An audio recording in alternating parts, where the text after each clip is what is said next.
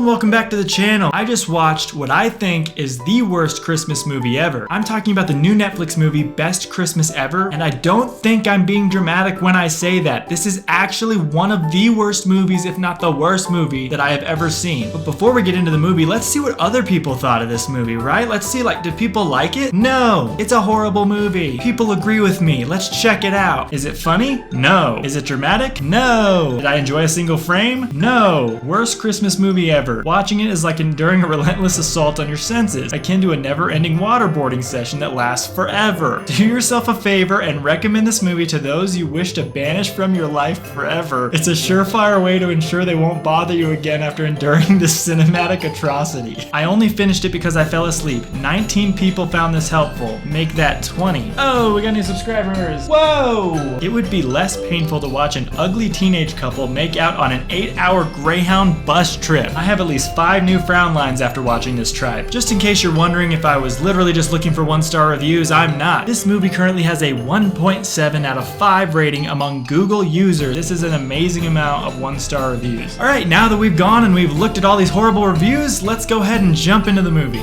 Dear friends, family, and fellow Earth dwellers, we're back to report on the latest and greatest in the Jennings family. So this movie starts harmlessly enough. One of our main characters, Jackie, is writing a newsletter to her friends and family, basically letting them know how the family's doing. And it kind of sets up that they're in the Christmas spirit. But that's what happens when you're having a splendiferous time. Splendiferous? What the heck does splendiferous mean? This is where the movie starts to get cringy, as it says that their 10-year-old daughter is the first person to get accepted into Harvard, which is ridiculous, and also that their son is helping humanitarian efforts in Africa, but it seems like everyone in this family is just a little bit too perfect. Her husband also happens to run a successful karate dojo. I mean, look at this freaking kid. The latest is fulfilling Daniel's dream to promote green energy by taking a family trip around the world in a solar-powered hot air balloon. Wait just a minute, how does flying around the earth in a hot air balloon support green energy exactly? A hot air balloon's a basket with a balloon and a little flame helping it fly. That seems like a really miserable way to promote green energy. Who sends Christmas letters anymore? I mean, how much of this can a person take?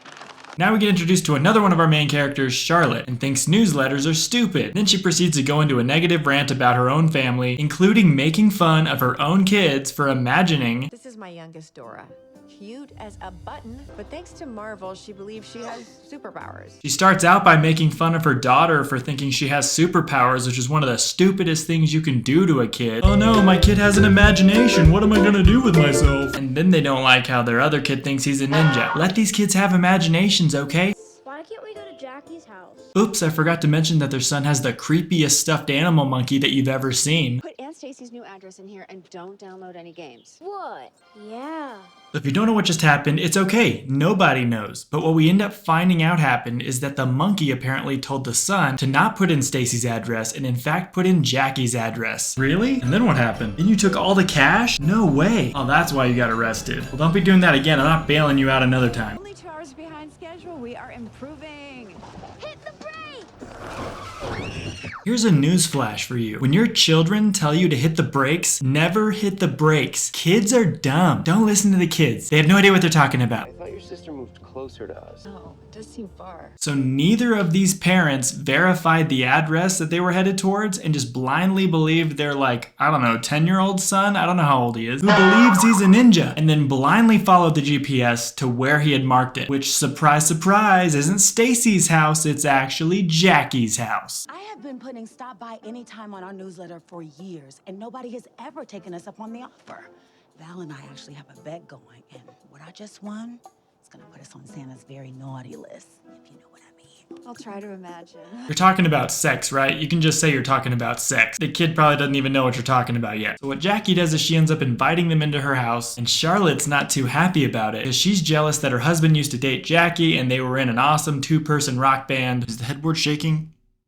Are they doing it right now? In this Christmas movie, are they doing it right now? Oh, and by the way, during the middle of the night, it happened to snow 4 feet, so surprise, surprise. So because of this, Jackie ends up inviting them to stay for Christmas, and then Charlotte's husband ends up saying yes. And now it's time to cue up the sexual montage of Jackie's husband. Look at him. Is this even a Christmas movie? What the heck's going on right now? Honey, this is Beatrix. I found a few calculation errors in your formula, by the way. Out of all the least likable characters in this movie, the least likable character is Beatrix. What was all that banging last night? Oh, that was just your Aunt Jackie and Uncle Val moving some furniture. Sorry kids, we were just wrestling. We just really like jumping on the bed. A very violent game of charades broke out. You guys don't move furniture like that at night.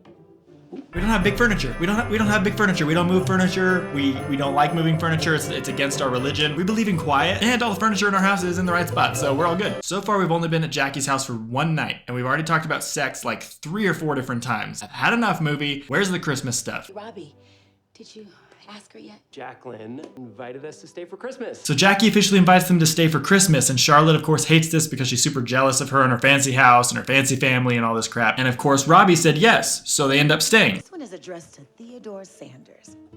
Is that what Dora is short for? He really went in for that grab, and the sexual tension between all these people continues to rise. You don't come here for Santa. You're not here for the reindeer. You go to these Christmas movies to watch people have sex, don't you? So Charlotte is so jealous that she's actually snooping around Jackie's house, trying to figure out what the heck's going on. Why is this family this perfect? And she even sits down with Beatrix to have a game of chess with her, just to see if Beatrix is actually as smart as she thinks she is, and then gets beat by her very easily. Grant mentioned you work for StarTech. Oh, yeah, I do. I don't know if you have any company shares, but hedge fund superstar Ken Griffin over at Citadel is shorting the stock. You might want to get out while you can. I don't know what it is about this girl, that every single time she appears in this movie, she has something snotty or super smart to say just to make someone else feel bad. It's way over the top how smart this girl is. She doesn't know everything about everything. And this movie just continues to shove it down our throats. I may be small in stature, Miss Sanders, but I am tall in intellect. Who wrote this movie? You're not high in people skills, I can tell you that right now. All the lines in this movie are so cringy. So now they go Christmas tree shopping. They just start making out. They just start making out for way too long. The movie's only barely over an hour long. And then they start making out as well. Just a reminder, if you are liking or enjoying this video, please hit that like button down below. It means a lot to me as I am a growing channel. Also hit that subscribe button. Now back to the video. Ooh, what's this? That's a chip mitt. It's one of Charlotte's brilliant inventions. It's a glove that uses a reverse static charge to repel crumbs.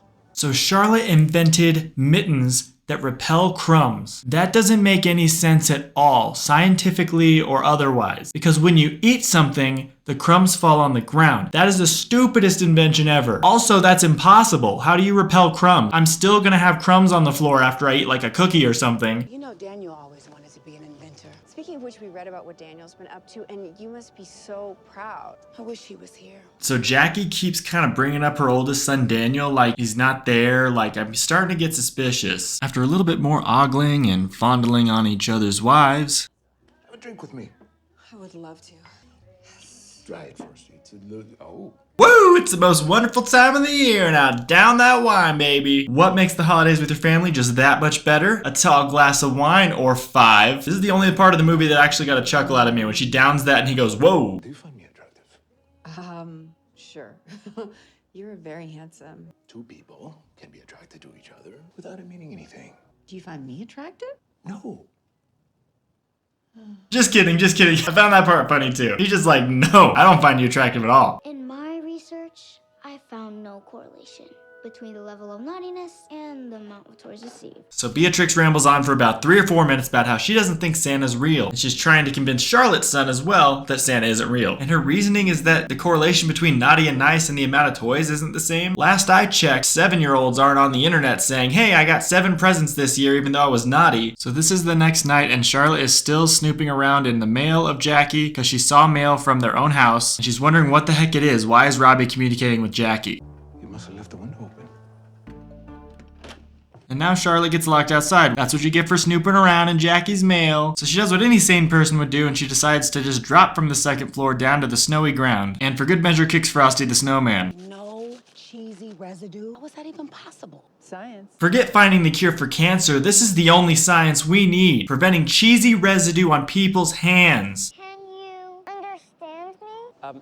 Honey, is talking to animals an actual superpower? And we're back to making fun of our daughter for thinking she has superpowers and actually just acting like a kid and talking to animals. Also, have you ever seen Aquaman? He talks to animals all the time. He can literally talk to all the creatures of the sea. Out of nowhere, Jackie gets up and just starts singing The Weather Outside is Frightful and nobody asked for it. I'm starting to wonder if this whole Christmas movie is just a big advertisement for Brandy's new Christmas album coming out this year. Let it snow, let it snow, let it snow. And what would you three little ones like for Christmas? We want the truth. Is Santa real? Or is this some kind of elaborate hoax perpetrated by our parents in order to keep us in line? Yep, there you have it. There's nothing more fun in a Christmas movie than the kids themselves trying to not believe in Santa. So what have we gotten so far in this movie, ladies and gentlemen? Adults who love making out with each other, a jealous mom who's snooping around because she's so jealous of someone she used to know, and kids who literally are trying their hardest to not believe in Santa Claus. Sounds like a winning formula to me, everyone. A 10-speed. Are you gonna do some racing? Good for you. Whoa, no, give me, no! Okay, so my first time watching this movie, I didn't realize how dumb this scene is. Somehow nobody sees the kid with the monkey going out the window, and the monkey pulls Santa Claus's hat off. This scene is just one middle finger to the audience out of a long list of middle fingers to the entire audience. Surprise, surprise, Charlotte's snooping around again. You broke into the wrong house, cabrón. Valentino just turns the lights off and drop kicks the crap out of Charlotte. How did he not see her? It's very well lit. I think he just wanted to drop kick the crap out of Charlotte because he turns the light off and then says what he says and then proceeds to drop kick her. But it makes no sense as to why he kicked her so hard, and it makes no sense as to why he kicked her in the first place. Charlotte made a boo-boo here because now that they're upstairs, Valentino finds out that Jackie was saving a special present for him up there, and it's a dollhouse his mom made once? That doesn't make any sense. But this dollhouse just means the world to Valentino. It's a great Christmas gift. It's an emotional, happy moment. My mother planned to rebuild it, but she passed soon after. I kept it as a symbol. Just so very. Charlotte, don't! No. Literally almost immediately after the reveal of how important this house is to this family, Charlotte flips it immediately and breaks it. So now everyone gets super mad at Charlotte, especially Robbie, because she's been snooping around this whole movie. The movie's almost over. We've got like 20 minutes left of runtime in the whole movie. Robbie ends up showing her what was in the mail that Charlotte wanted to see so bad. The revelation is that he's been making a newsletter about their family and sending it out to everybody behind Charlotte's back, and that he didn't want her to know because he knew how much she hated newsletters. I bet you feel really bad about yourself now, Charlotte, huh? So Charlotte and Jackie have a heart-to-heart talk, and Jackie says she still wants her to stay, and then Charlotte cries and says yes, they'll stay. Maybe it's time for Swan Dive. Rob's dream house? A Christmas surprise. What do you think? That's what I'm talking about. Now that Charlotte's finally on board with everybody else, she finally decides, hey, I'm gonna do something nice for Robbie just the way Jackie did something nice for Valentino with the dollhouse. I'm gonna buy the dream house he wanted to buy at the beginning of the movie that I didn't mention because I didn't think it was important enough. She goes to the bank, going to buy the house. I spoke with our mortgage arm in Arizona. We'd be willing to do 4.4%. I think he should be ashamed of himself. Existing home sales in that area are down 14%. That's the slowest fourth quarter in a decade. Movie. How many times do I need to tell you we do not care about Beatrix? She's the most annoying character in this entire movie. Just because you go to Harvard doesn't mean you know everything about everything ever. Wait! How does 4.2 sound? Keep walking. 3.9.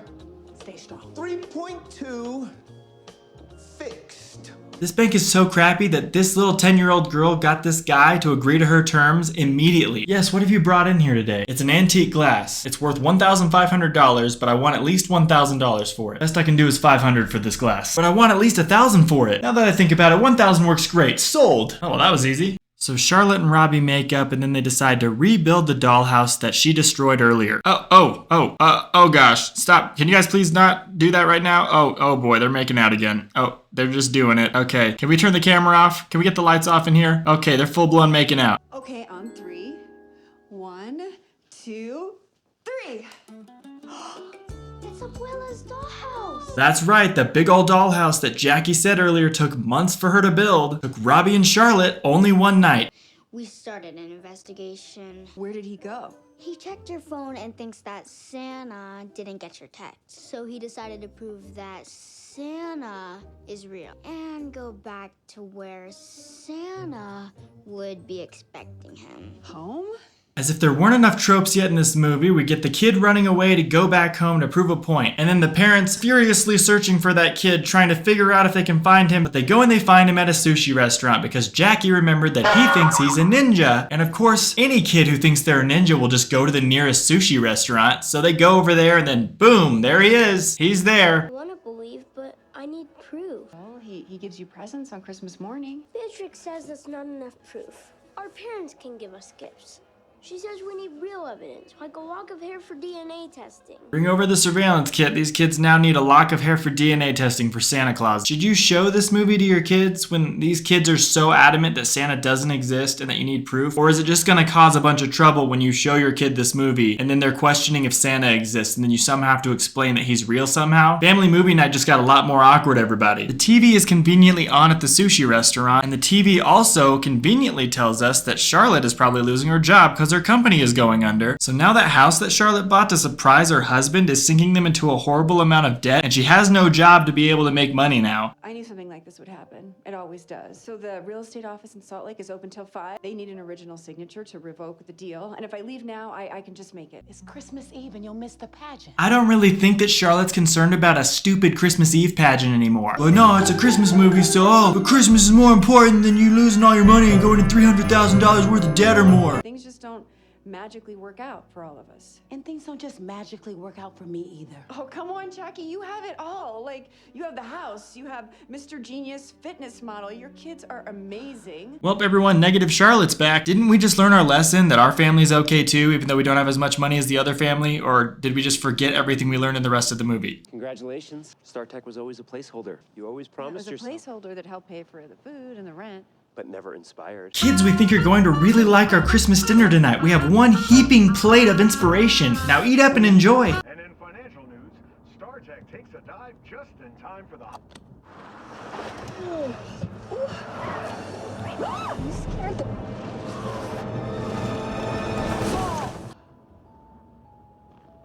Does this mean I'm dead? Dead? You hit that thing going like 10 miles per hour. I think you're okay. So while she's driving, she just happens upon this sign that says the Daniel Jennings Memorial Fund. Think back, that's the oldest son of Jackie. He's actually dead, and he's been dead this whole time. And then Jackie explains she started the fund in his honor and that he is an inspiration and that through his name, he really is doing work still even though he's not here. And you know, that's sweet. It is kind of sweet, but it also doesn't make any sense still. Right here, Charlotte's reading a news article where it says that he's dead. So why do people in the newsletter not know that he's, dead? And I guarantee you, since they're so notable and since there was an actual news article made about this, 100% this lie would not stand up at all. Everyone would figure it out really quickly. This was Daniel's biggest dream. Why are they still carrying around this monkey? Why don't they leave it in the car or leave it at home? You're looking at the first completely solar-powered hot air balloon. I'm just gonna circle back around here again. Who needs a solar-powered hot air balloon? Hot air balloons are one of the most simple things ever. Basket. You stand in the basket. Balloon. Flame. It does its job. It doesn't need to be solar-powered. I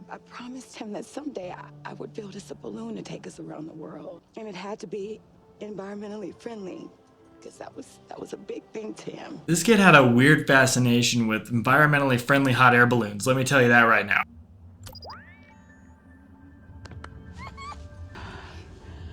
Monkey Bob. Bye. What? What's going on? I knew a solar-powered hot air balloon was a bad idea. It must have been a cloudy day today and there's no charge. It's all dark out now. Well, we've had sporadic electrical issues during our test flights, but I thought it was all sorted out. Well, sounds like you need an engineer.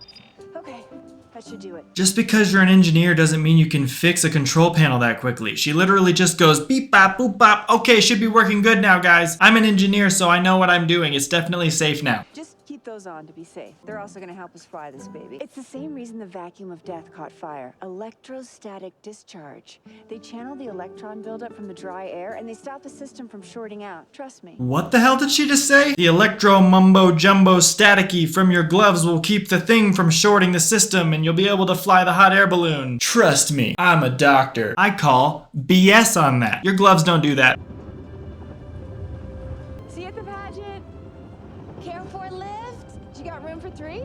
Why didn't you just get in while it was on the ground instead of waiting for her to drop a rope ladder from 20 feet? Oh yeah, this is much more safe than just landing and getting in there. Look, it's our house. Wait, we forgot to pull the ladder up. So because they didn't pull the ladder up, it ends up grabbing the Santa sleigh that is on top of Jackie's house. And it just goes for a straight up ride underneath that hot air balloon. Thank you for flying air, Jackie. So now we're flying in a hot air balloon that is solar powered at nighttime with a decorative Santa sleigh hanging on underneath the hot air balloon. And then Jackie says that she thinks they should land, which is the best idea she's had in this entire movie. But Charlotte looks down at the sleigh and she's like, no, fam, I got this. And for some stupid reason that I'm still trying to figure out, which I don't think I'll ever understand, she decides hundreds of feet into the air that she's gonna climb down a rope ladder onto a decorative Santa sleigh and pretend to be Santa as they fly over the pageant. And it's terrifyingly dangerous. Does she realize she could just die right now because of a cute little thing she's trying to do for her son? Just let me land. No.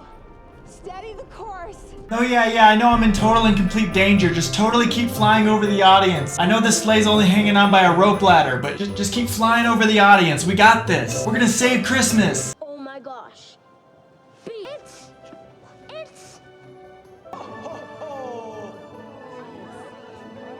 Mommy, why is Santa hanging from that hot air balloon going slowly across the sky? Monkey Bob is flying! Hey Dad, when did Santa start sounding like Mom? It's caught. Oh, here, let me help. I know how tricky these flying sleighs can be. Thank you for your help. No, thank you, Charlotte Sanders. You're welcome. Wait, how do you know my name? Oh, Santa's in this movie and he's gone. Oh, no, he's gone now. I have an urgent message to all the kids out there. Oh man, not again. Here she goes again. New evidence has emerged in my investigation of Santa. My advice to you is believe, cause he still believes in you.